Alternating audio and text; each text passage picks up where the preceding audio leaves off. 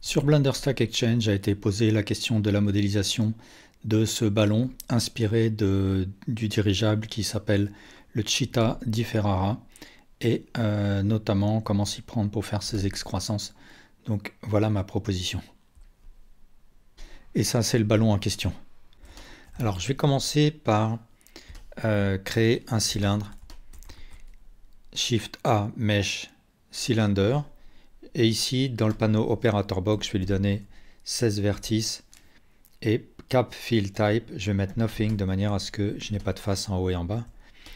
Et en mode Edit, je vais lui faire une rotation sur Y de 90 degrés et un Scale sur X de manière à avoir quelque chose d'assez étroit comme ça.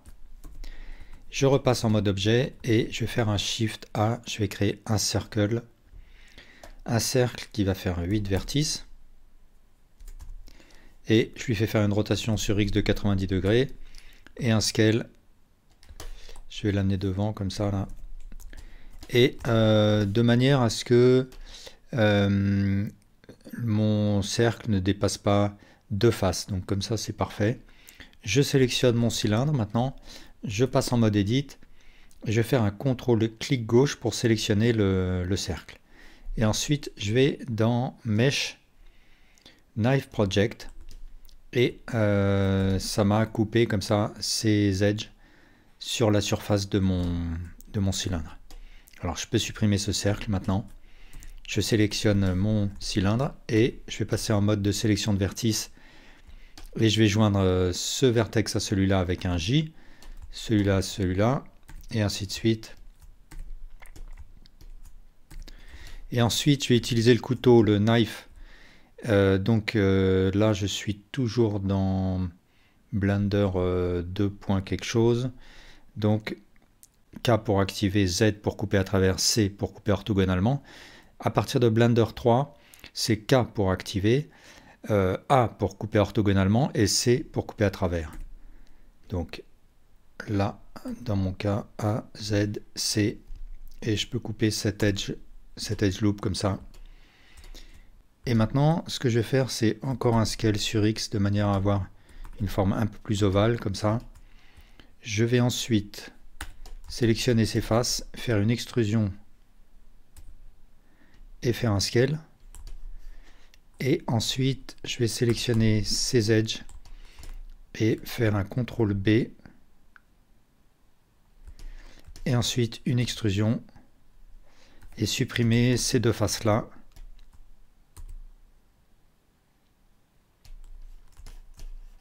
Et je me retrouve avec ça.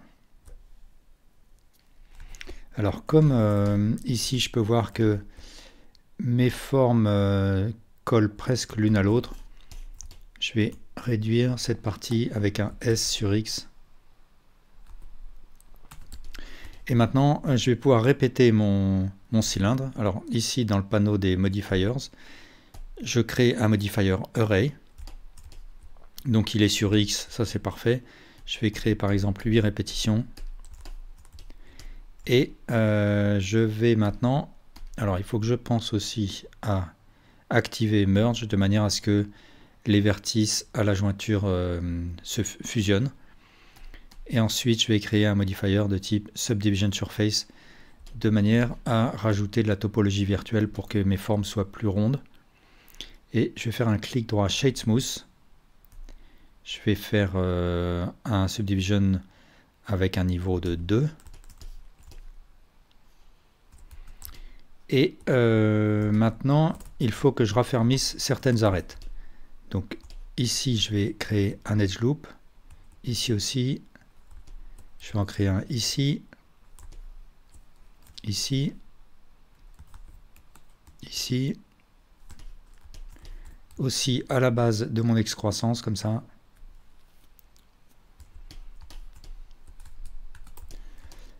Là, je vais un petit peu arrondir, donc je vais sélectionner tous ces vertices et je vais pousser un petit peu comme ça. Et si jamais je me mets ici en mode Madcap et que je choisis ce mode-là, je peux voir si j'ai des problèmes dans ma topologie. Là, c'est vraiment un mode avec lequel on peut voir très clairement. Donc là, c'est pas parfait. Donc ce que je vais faire d'abord, c'est un tout petit peu allonger ça. Alors je vais sélectionner aussi le bas. Je vais faire un scale sur Z.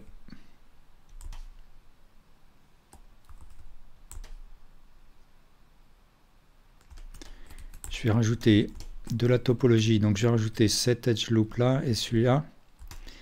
Et je vais dupliquer l'objet, Shift D. Je vais retirer l'array. Je vais lui faire une rotation sur Z de 180 degrés. Je vais faire un scale sur X. Je vais sélectionner, alors je vais lui donner un nom par exemple. Avec F2, je vais l'appeler shrink par exemple. Et je vais le cacher avec H. Et mon objet original, je vais sélectionner tous les vertices qui sont censés coller à ce cylindre. Donc ça va être tous ces vertices là. Je vais retirer le modifier subdivision là, de manière à mieux voir. Je vais sélectionner tous ces vertices là donc.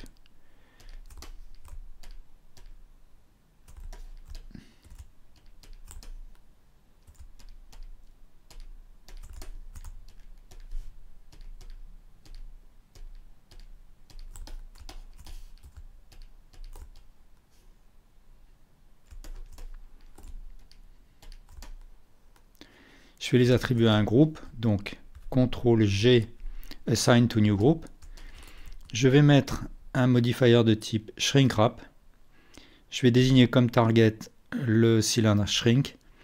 Et comme Vertex Group, je vais aller choisir le groupe que je viens de créer. Et je fais un Apply. Et maintenant, si je réactive le Subdivision Surface,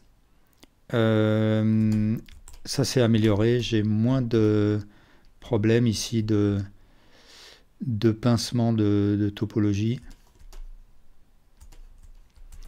Je vais encore exagérer le scale sur Z. Et là du coup, comme j'ai fait une modification, je refais un shrink wrap.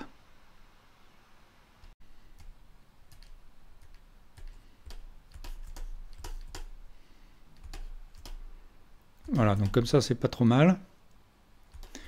Et maintenant, ma forme, en fait, elle est censée gonfler et ensuite diminuer. Et pour faire cela, je vais utiliser un modifier de type lattice. Je vais créer une lattice ici. Je vais faire un scale en mode objet. Et ensuite, un scale sur X, toujours en mode objet, de manière à adapter ma lattice à mon cylindre. Ici, dans le panneau Object Data, je vais augmenter la quantité de subdivision sur U. Je vais lui en donner par exemple 5. Et je vais créer une shape key et une deuxième. Et en gardant cette deuxième shape key sélectionnée, je rentre en mode Edit. Et là, alors d'abord, il faut que je resélectionne mon cylindre et que je désigne la lattice comme objet. Et je resélectionne ma lattice et je m'assure que j'ai la deuxième shape key sélectionnée. Je rentre en mode Edit et là, je vais faire un scale de manière à déformer mon objet.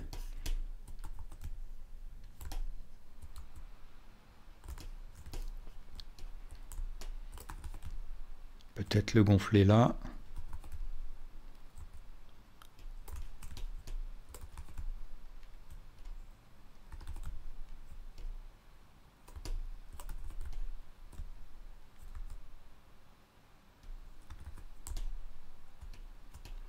Une fois que je suis content, alors en repassant en mode objet là, du coup j'ai perdu l'effet de la déformation. Ce qu'il faut, c'est que je mette la valeur à 1 de manière à pouvoir visualiser l'effet de ma déformation. Alors là, peut-être que je peux faire une petite...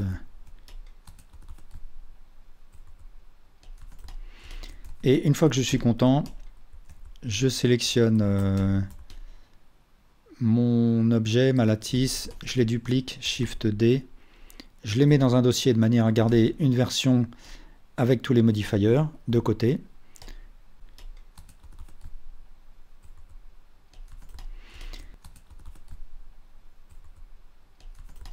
Et maintenant, je vais appliquer les différents modifiers. Donc, je vais mettre le subdivision en dernier. Je vais appliquer le modifier Array. Ensuite, la lattice. Et je vais garder le subdivision. Du coup, cette case, je peux la supprimer. Et là, je peux terminer la modélisation. Donc là, je vais repasser en mode studio. Et je peux activer le proportional editing en pressant sur O, faire un scale, faire une extrusion sur X, faire un scale. Et là, c'est la topologie finale à laquelle je suis arrivé. Donc, j'ai rajouté ces rainures ici avec des bevels et des scales. Et à la fin, j'ai rajouté cet aileron. Voilà, et bien merci pour votre attention.